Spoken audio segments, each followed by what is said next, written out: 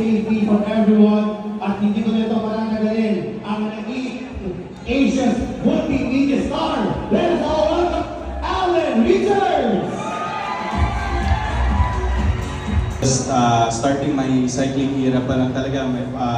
I just celebrated my first anniversary in cycling last April 24 of this year. So, pa 1 year na tayo. But when it comes to safety, number one yung equipment. Huwag natin kakalimutan yan.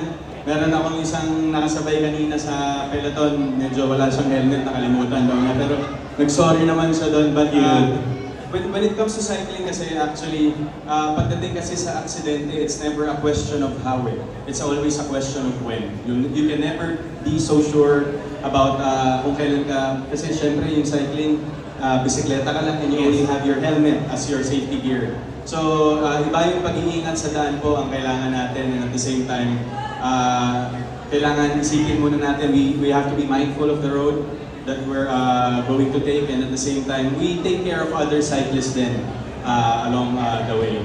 Siyempre, and yun din po, sana sa mga nakakanood po na motorists natin, ingat lang din po, and sana we give the same respect sa daan po para sa mga siklista, para maiwasan ng aksidente.